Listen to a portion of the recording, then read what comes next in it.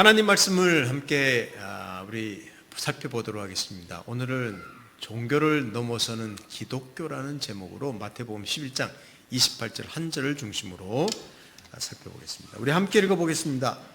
마태복음 11장 28절입니다. 시작. 수고하고 무거운 짐진 자들아 다 내게로 오라. 내가 너희를 쉬게 하리라. 종교와 기독교에 관해 물론 깊은 내용은 아닙니다.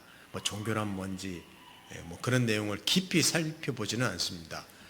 오늘 조종민의 왜 예수인가라는 책자를 많이 참고해서 또 제가 묵상한 것 덧붙여서 함께 나누도록 하겠습니다. 여러분, 예수를 잘 알고 계시는가요?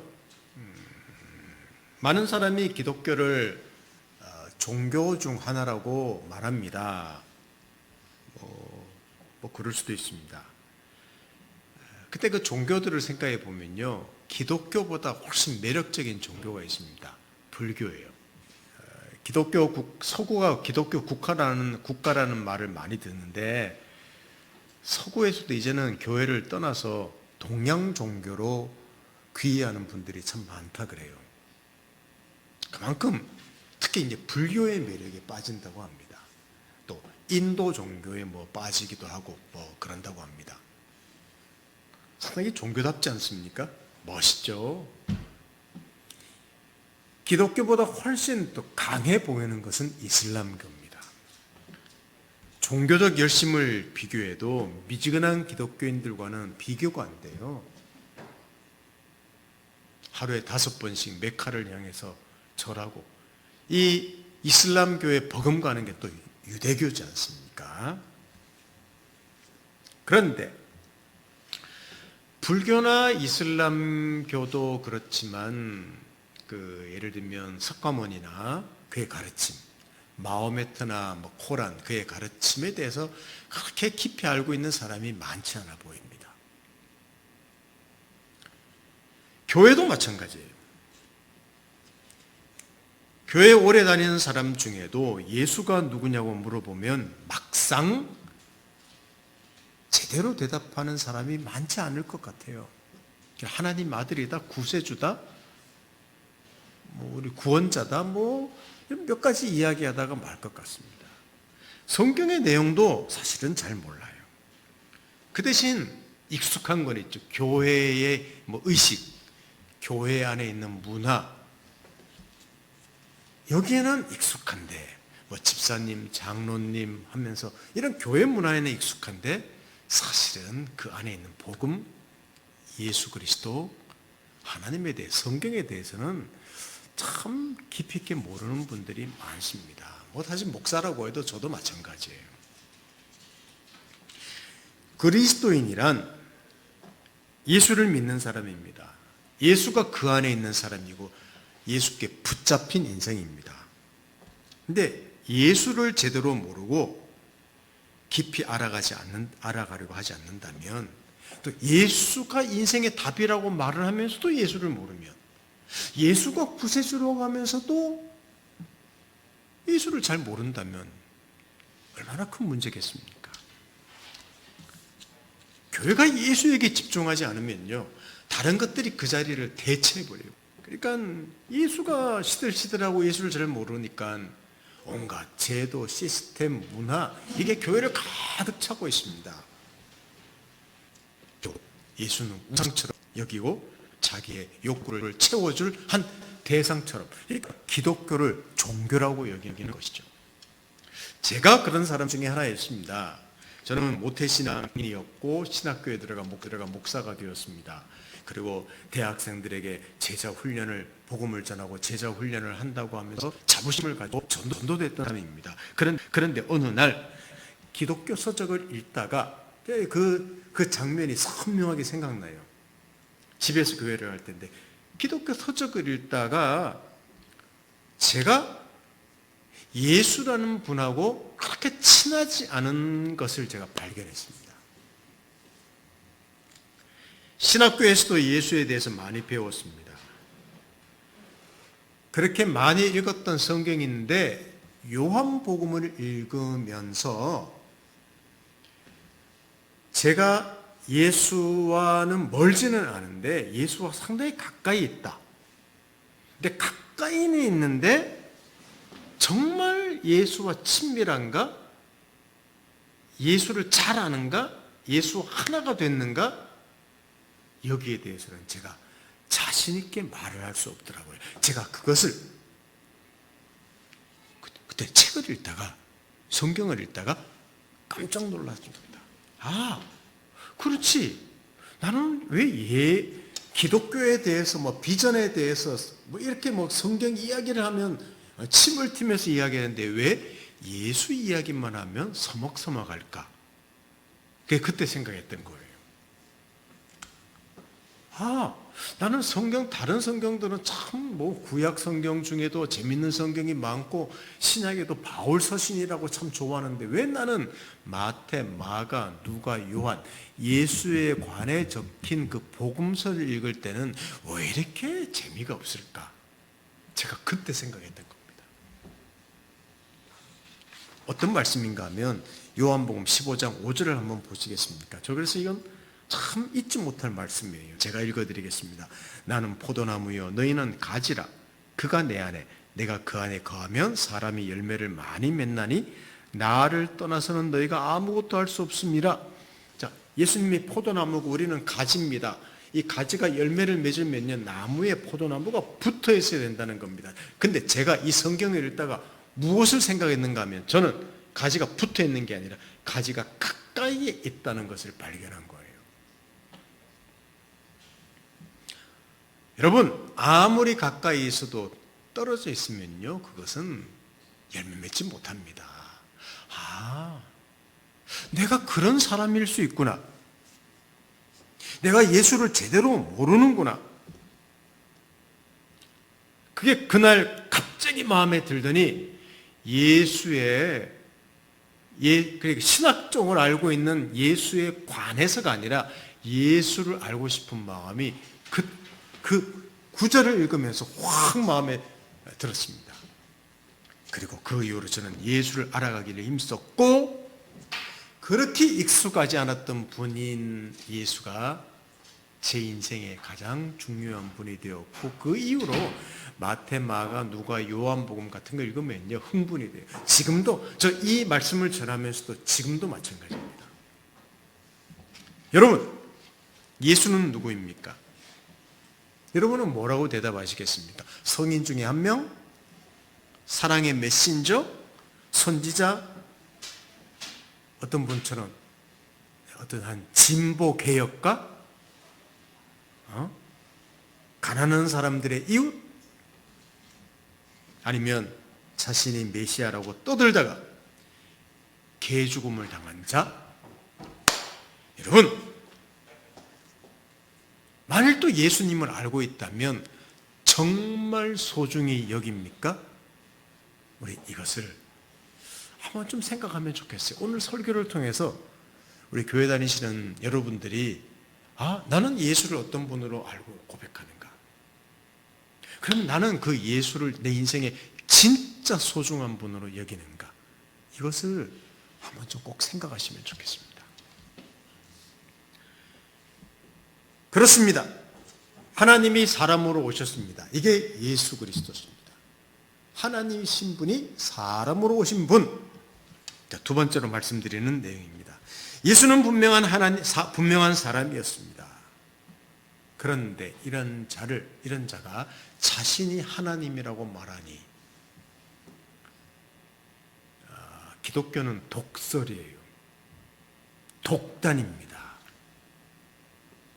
이런 내용이 신약성경에 가득 기록되어 있습니다. 기독교 시작부터 독단이었습니다. 엄청 배타적이었습니다. 왜? 하나님이 이 땅에 왔다고 하니까 그 외에는 구원의 길이 없다고 하니까 자신 외에는 구원의 길이 없다고 하니까 이것만큼 배타적이고 독단적인 게 어디 있습니까? 예수 또한 수많은 핍박을 받았고 결국은 십자가 형틀에서 죽고 말았습니다. 아마 그렇게 남들도 못 알아듣는 말하다가 죽은 거죠. 사람들 볼 때는. 여러분, 예수님은 완전한 인간이면서 완전한 하나님이십니다. 그러면 왜 그런 존재가 오셨을까요? 인간은 인간만이 구원할 수 있습니다. 그런데 그냥 인간이 아니라 인간 이상이어야지 구원할 수 있습니다. 물에 빠진 사람, 물 밖에 있는 사람이 구원할 수 있습니다. 죄인은 죄인을 구원하지 못합니다. 망가진 피조물은 창조주만이 구원할 수 있습니다. 창조주가 재창조하셔야 됩니다. 그래서 죄가 없는 하나님이 동정녀의 몸을 통해서 인간으로 오셨습니다. 이분이 예수 그리스도십니다. 이게 인간에게 주어진 구원이에요. 그런데 당시의 사람들은 예수를 어떻게 생각했을까요? 아마 예수님이 오셨을 때 이스라엘은 로마 제국의 압제하에 있었습니다. 그전에도 아시리아나 바벨론이나 그리스나 수많은 그 핍박 아래, 압제 아래, 식민지 아래 있었던 게 이스라엘이었습니다. 우리나라 36년간 일제 치하에 있었죠. 이걸 경험했던 분들은요, 지금도 붕괴합니다. 근데 이스라엘은 오죽했겠습니까? 그냥 오랜 기간 수백 년 동안에 그들은 다른 나라의 침략 아래에 있었습니다. 그러니 메시아를 간절히 고대하는 것은 너무나 당연했습니다. 어떤 메시아? 로마의 압제에서부터 구원할 메시아. 그리고 다윗 왕 때처럼 찬란한 영광을 꽃피울 메시아. 그런데 어떤 분이 나타나서 자기가 메시아처럼 행동합니다. 근데 아무리 뜯어봐도 메시아가 될 수 없는 사람입니다. 그가 하는 말도 수상합니다. 근데 어떤 사람들은요, 저분이 메시아다 그러고 저런 분이 메시아 아니면 누가 메시아일까 하고 추종하는 사람들도 있습니다. 자, 우리 성경 보십시오. 요한복음 10장 20절. 우리 지난주에 했던 말씀하고 잠깐 연관도 되는데 요한복음 10장 20절 같이 읽어볼까요? 시작. 그 중에 많은 사람이 말하되 그가 귀신 들려 미쳤거늘 어찌하여 그 말을 듣느냐 하며 이거 귀신 들린 놈이다. 미친 소리 안 해. 이렇게 반응한 사람도 있었고 또 자, 요한복음 6장 67에서 69절도 같이 읽어보겠습니다. 시작. 예수께서 12 제자에게 이르시되 너희도 가려느냐? 시몬 베드로가 대답하되 주여 영생의 말씀이 주께 있사오니 우리가 누구에게로 가오리이까? 우리가 주는 하나님의 거룩하신 자이신 줄 믿고 알았사옵나이다. 예수님을 따르는 어떤 무리들이 있는데 그 중에 베드로라는 사람은요, 주여 제가 어디로 갑니까? 저희가 당신이 영생이고 당신이 하나님인데 우리가 어디로 갑니까? 분명히 고백하는 것 같은 사람도 있었습니다. 네, 정직하게 말하면, 정확하게 말하면 예수를 따르는 사람들이나 예수를 비방하고 멸시하는 사람들이나 다 사실은 예수를 잘 몰랐습니다. 제대로 몰랐습니다. 그가 하시려는 일을 몰랐습니다. 말씀도 몰랐습니다. 왜? 사실 그들 모두 다 예수님 따르는 12명의 제자들조차요, 예수를 정치적인 메시아로 사실은 기대했습니다. 조금 더 나았던 것이죠. 마가복음 14장 50절 볼까요? 제가 읽어드립니다. 제자들이 다 예수를 버리고 도망하니라. 예수께서 로마 군인들한테 잡히니까 싹 다 도망가고 말았습니다.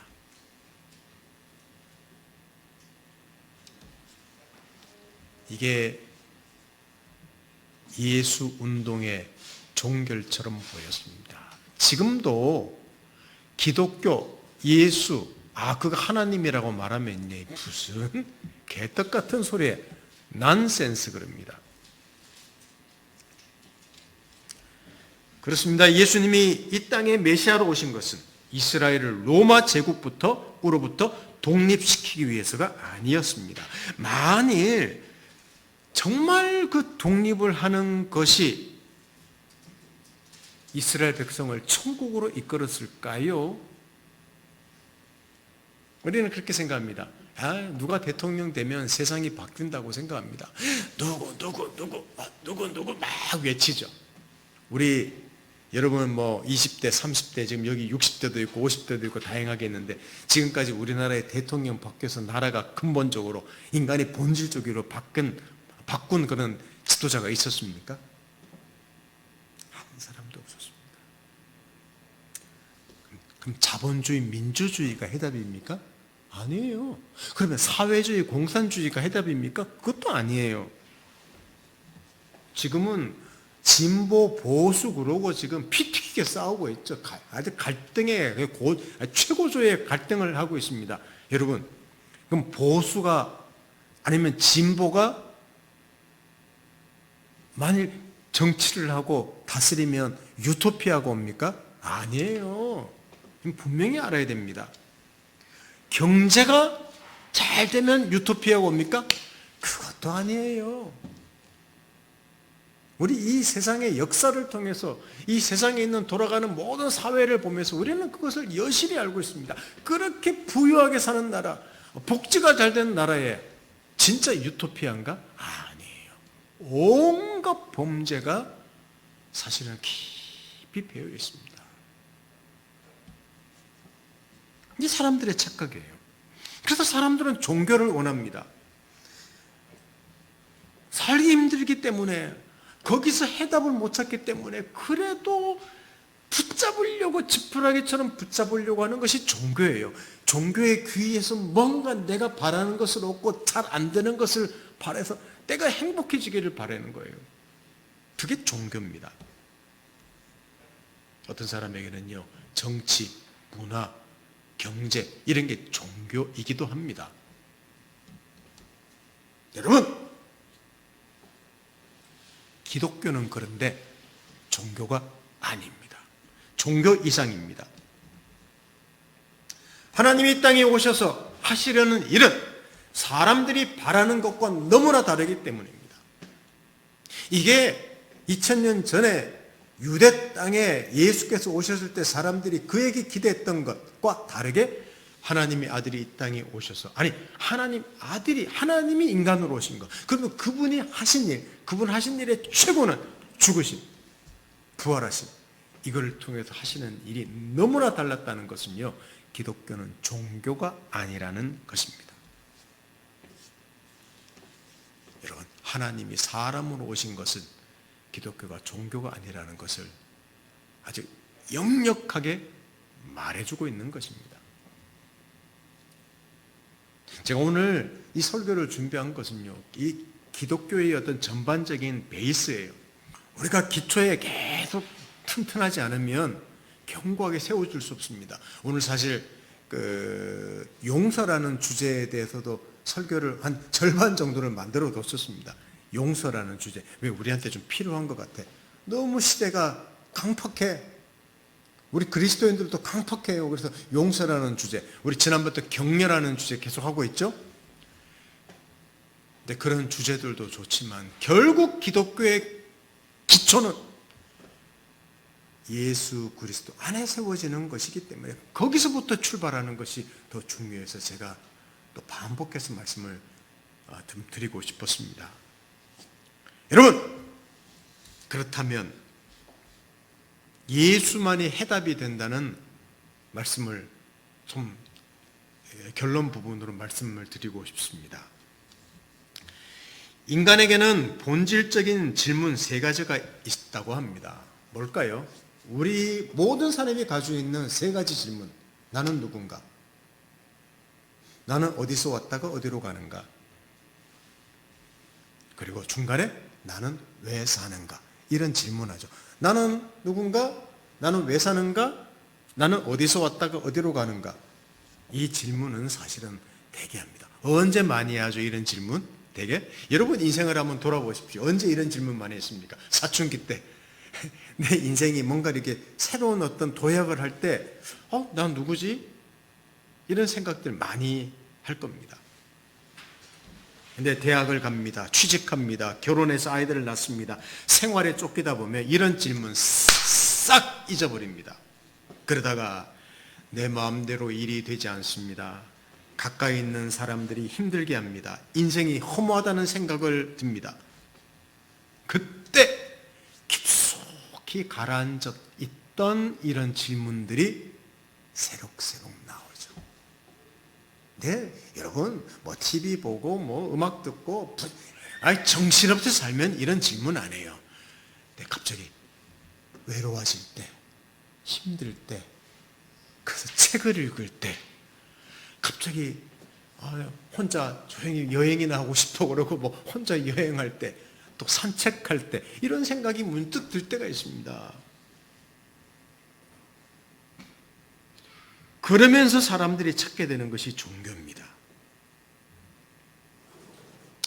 인생의 근본적인 내가 이것도 해봤고 일도 해봤고 사람도 만나봤고 수많은 일도 해봤는데 뭔가 내 안에 공허한 문제를 해결되지가 않는구나. 이거 누구나 가지고 있는 문제예요. 근데 누구나 가지고 있는 문제인데 그것을 생각하지 않습니다. 아직 죽을 때가 안 된 것이죠. 생각할 때가 옵니다. 그 문제를 생각할 때가 와요. 아니 사실은 죽을 때인데도 그것을 모를 수도 있습니다.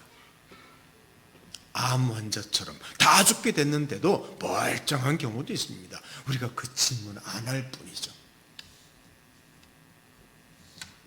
근데 어느 시대나 종교가 있었고 종교 나름대로의 인생에 대한 질문에 대한 해답을 주었습니다. 철학도 해답을 줄 수 있습니다. 그리고 종교들도 사실은 어느 정도 답을 줍니다. 근데 중요한 것은요, 어떤 답이 진짜인가 하는 겁니다. 근데 대부분 종교를 살펴보면 그 종교는 뭔가 열심히 해야 된다는 게 주를 이룹니다. 열심히 살아서 고행해서 수양을 도를 닦아서 어떤 일정한 경지에 이르면 인생의 문제가 해결된다고 합니다. 아니면 인생의 문제를 다 잊어버리라고 말합니다. 유대교를 보십시오. 지금도 이스라엘 사람들, 유대인들은요, 머리에 모자 쓰죠. 그러니까 하나님 권위 아래 있다는 것 때문에 또 율법을 어릴 때부터 외우죠. 율법을 적은 그 통 같은 거를 막 손목 같은 데다 메고 다니죠. 그냥 그렇게 함으로 자기 인생 문제를 해결할 것이라고. 그게 꼭 부적 같아요. 내 인생의 문제를 해결할 답이라고 생각하는 거예요. 불교 속세를 떠납니다. 참선합니다. 제가 이런 이야기 몇 번 드렸을 것 같은데도 몰라요. 과거 기억 참 잊어버려서. 1993년에 세상을 떠난 불교 참 유명했던 분이죠. 성철 스님이라고 있었습니다. 그분을 한번 아련하려면요, 3,000배를 올려야지만 그 사람을 만날 수 있었다는 그런 이야기 일화도 있습니다. 그만큼 대단했던 불교의 그 거장이었죠. 근데 이분이 살아생전에 엄청난 수행을 했는데 이분이 뭐라고 돌아가시기 전에 말했는가 하면 내가 참 대중을 속였다 이렇게 고백하고 죽었다고 합니다. 이거 실화예요 진짜. 불교에 있는 분들도 이야기하는 겁니다. 내가 대중을 속였노라 그러고 죽었답니다. 무슨 말인가 하면 내가 수양을 쌓고 쌓다 보니까 엄청난 죄가 있는 걸 발견했는데 그 죄를 내가 벗어버리고 하려고 해도 그 수많은 죄를 없애기가 어렵더라. 그걸 발견했대요. 아주 도를 깊이 닦은 분이죠. 그러고는 죽었습니다. 그러니 여러분, 도를 닦으면 인생의 문제가 해결된다고 했던 그분의 가르침의 거짓말이었다는, 그것을 자기가 시인하고 죽었다는 거예요. 존경할 뿐입니다.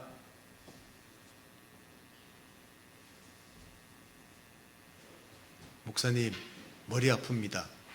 그냥 저는 그런 거 다 모르겠습니다. 그냥 저는 제가 알아서 선택해서 인생 책임지고 살겠습니다. 내 선택 내가 책임집니다. 지금은요, 종교 없더라도 자기 자신이 종교인 경우가 무척 많습니다. 자기가 종교예요. 한번 생각해 보십시오. 내일 일도 모르고 내 마음을 나도 모르고 내 성품도 내가 제어하지 못하고 내 선택조차 올바른지도 모르는데 그냥 살겠다고 하면서 자기 인생을 자기한테 의지하고 사는 인생이니 얼마나 불확실성 속에 살고 있습니까? 그런데 예수께서 하신 일을 보십시오. 자, 로마서 10장 5절에서 9절을 한번 보겠습니다. 제가 한 절, 여러분 한 절 읽겠습니다. 모세가 기록하되 율법으로 말미암는 의를 행하는 사람은 그 의로 살리라 하였거니와 믿음으로 말미암는 이는 이같이 말하되 내 마음에 누가 하늘에 올라가겠느냐 하지 말라니 올라가겠느냐 함은 그리스도를 모셔 내리려는 것이요 혹은 누가 무저갱에 내려가겠느냐 하지 말라 하니 내려가겠느냐 함은 그리스도를 죽은 자 가운데서 모셔 올리려는 것이라. 그러면 무엇을 말하느냐 말씀이 내게 가까워 내 입에 있으며 내 마음에 있다 했으니 곧 우리가 전파하는 믿음의 말씀이라. 함께 읽습니다. 네가 만일 내 입으로 예수를 주로 시인하며 또 하나님께서 그를 죽은 자 가운데서 살리신 것을 내 마음에 믿으면 구원을 받으리라. 제가 여러 번 이 구절을 말씀드린 적이 있는데 하나님이 사람에게 오셨습니다. 율법을 지키고 죄를 짓지 않고 착한 일을 해야 한다고 한 것이 아닙니다. 이건 불가능합니다. 율법을 지키려고 하면 할수록 하나님 말씀을 지키려고 하면 할수록 얼마나 자기가 못 지키는지를 보게 됩니다. 본질을 보게 됩니다. 그래서 예수님께서 그 성경에 있는 모든 용어를 다 이루셨어요. 하나님 법에 이르지 못하고 스스로 구원할 수 없는 인간의 문제를 해결하기 위해서 예수께서 그 죄의 저주를 받으셨다는 말입니다. 그러니까 내가 하늘에, 여기 보면 누가 하늘에 올라가겠느냐, 누가 무저갱에 내려가겠느냐, 이 말은요, 내가 하나님께 복받기 위해서 하늘에 올라가겠느냐, 필요 없다는, 할 수 없다는 거예요. 내가 막 고행을 쌓고 막 힘들게 지옥에 내려갈 필요가 없어요. 왜? 그분이 내려가셨습니다. 내가 하늘에 올라갈 필요 없어요. 하나님이 내려오셨습니다. 이게 오늘 읽은 로마서 말씀이에요. 그러니까 그 구원의 이야기, 우리 인생에 대한 해답이 가까이에 있다는 거예요. 내가 막 그 성철 스님처럼 찾아가는 게 아니라 일보 삼배하고 뭐 삼보 일배하면서 그런 찾는 문제가 아니에요. 어떤 분처럼 짝대기 올라가서 평생을 나무 위에 사는 그 고행이 아니에요. 어떤 사람은 손톱을 깎지 않는답니다. 머리를 자르지 않는답니다. 그 더러운 강에다가 몸을 씻는답니다. 그런 문제로 인생의 문제를 해결하는 문제가 아니에요. 내가 내 인생에 책임지고 하는 문제가 아니에요. 창조주가 오셨습니다. 그분이 나를 위해서 죽으셨고 저주를 받으셨습니다. 그래서 그 복음이 가까이에 있습니다. 여기 보시면 입으로 예수를 주로 시인하고 마음에 믿으며, 여러분 그 이미 일어난 사실을 내가 받고 그렇구나 놀라면 되는 거예요. 이게 하나님 하신 일이라는 겁니다. 이것이 예수 사건입니다. 이것이 기독교입니다. 이게 종교가 아니고 종교를 넘어서는 것이죠. 여러분, 기독교는 마일리지를 쌓는 것이 아닙니다. 바다를 건너기 위해서 여러분 비행기를 타면 되는데요, 굳이 수영해서 건너가겠다고 합니다. 비행기를 탔는데도 이 마음이 안정이 안 된대요. 그 비행기 안에서 계속 뛴다고 생각해 보십시오. 여러분, 왜 기독교를 그렇게 생각합니까? 예수 안에서 내가 공짜로 받는다는 생각 때문에 미안합니까? 그래서 뭐라도 해야 된다고 생각합니까? 헌금을 더 해야 될까? 내가 무슨 직분을 맡아야 될까? 새벽 기도를 나가야 되지 않을까? 뭔가 이렇게 금식을 해.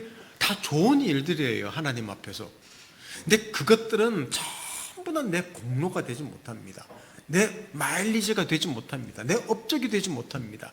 내가 받는 복의 원인이 되지 못한다는 거예요. 근데 우리는 불안해합니다. 여러분, 종교가 아닙니다. 하나님의 아들이 사람으로 오셨습니다. 그리고 그의 죽음과 부활 안에서 이미 구원을 이루셨습니다. 그리스도인이 되었다는 것은요, 내가 인정받으려고 애쓰는 것이 아니라, 다른 말로 종교가 아니라 예수 안에서 이미 인정받았다는 것. 이게 그리스도인이 되었다는 겁니다. 이것이 비교되겠습니까? 여러분, 어떤 사람한테 인정받으려고 막 애쓰는 거하고요, 내가 이미 인정받은 사람이 누리는 그 기쁨과 헌신, 이거 따라가지 못합니다.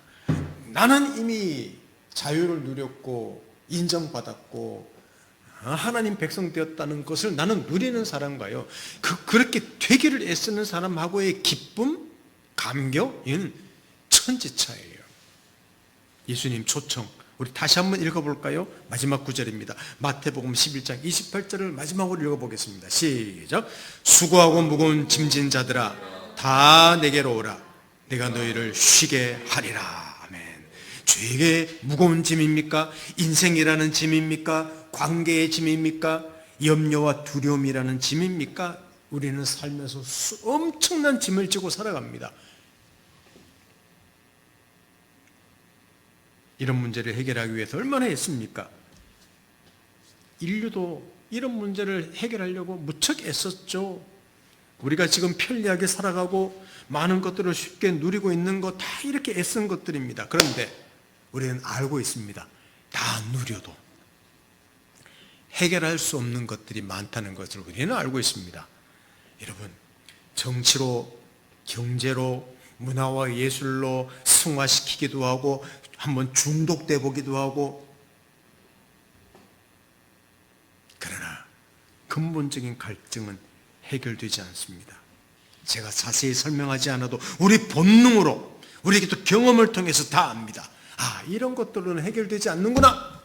여러분, 다시 말씀드려 볼까요? 지금 우리나라 정치 상황이 너무 복잡한데, 기독교 상황도 복잡한데, 사회가 너무 불안한데, 여러분, 누가 대통령 되고 누가 어떻게 된다고 해결되겠습니까? 안 된다는 거 다 알아요. 물론 우리는 정의를 추구하고 따라가야 됩니다. 무더운 여름에 청량 음료를 마셨더니 너무 시원해요. 근데 조금만 있으면 더 목말라지는 것과 똑같습니다. 예수께로 가면 만사형통? 그런 의미가 아닙니다. 천국 가는 티켓 따는 정도? 아닙니다. 교회 다니시는 분들 중에 이렇게 생각하고 교회 생활하는 분들이 너무 많아요. 난 천국 티켓 땄어 이미. 예수 믿으면 다 해결돼. 여러분, 그런 문제가 아니에요. 창조주가 붙잡은 인생입니다. 창조주와 하나가 되는 존재가 된 것입니다. 창조주가 사랑하는 존재가 된 것입니다. 그의 자녀가 되었고 그의 백성이 되었습니다. 그러니까 우리 문제가 더 이상 우리 문제가 아니에요. 왜? 그분이 붙잡은 인생이 됐기 때문에. 어떻게 예수의 죽음과 부활로 내 죄 문제가 해결되어서 하나님이 나를 자녀로 삼으시고 내 안에 거하시고 나를 붙드셨기 때문에 나는 이미 인정받은 사람이기 때문에요. 여러분, 내 문제는 내 문제가 아니에요. 그 문제들까지 하나님 합력하여 선을 이루실 것이라는 말입니다. 어느 종교처럼 비우는 것이 아닙니다. 어느 종교처럼 싸우는 것이 아닙니다. 이미 이룬 것을 누리는 것입니다. 여러분, 그러니 기독교만큼 인간의 본질을 정확하게 아는 데가 어디 있습니까? 기독교만큼 하나님의 일하심을, 그런 인간의 본질을 향해 하나님 일하심을 명확하게 말하는 종교가 어디 있습니까? 여러분, 기독교만큼 인간의 본질을 해결할 수 있는 그런 종교들이 없는 거예요. 성도 여러분, 그래서 내가 그리스도인이라는 사실을 감격해하고 누리고 있습니까? 우리 누릴 수 있어야 돼요. 내가 그럼 어떻게 그리스도인 됐습니까? 아까 제가 예수 그리스도를 잘 몰라서 내가 예수를 잘 모르는구나, 그 사실을 어느 날 책 읽다가 깨달았는데, 그전에는 그렇게 알고 싶은 마음 그렇게 많지도 않았고, 내가 너무너무 예수를 서먹하다는 사실을 알고 예수를 안 다음에 제 인생에, 물론 모자란 부분, 성품도 모난 부분도 아직도 많죠. 그러나 깊이, 제 인생 깊이 뭔가 갈증이 해결된 사람처럼 내 인생에 그 심지라 그러죠. 그것을 어디 누구가 푹 붙잡은 인생이 되었다는, 여러분, 그래서 그분이 예수 그리스도라는 사실을 알고 사는 인생이 되어서 지금까지 수십 년을 사는 거예요. 우리 그런 감격 누리고 있습니까? 여러분, 예수를 묵상하십시오. 예수를 더 알아가십시오. 살다 보면, 또 바쁘게 살다 보면 또 잊어버립니다. 그래서 목사인 제가 여러분에게 자꾸만 말씀 읽으라 그러고, 성경 읽자 그러고, 묵상하라고 합니다. 우리 정치가, 경제가, 문화가 해답을 줄 것처럼 왜 거기에 집착하십니까? 집착하지 마십시오. 정말 무관심하라는 말이 아니라 거기에 해답이 없기 때문에 집착하지 말라는 말입니다.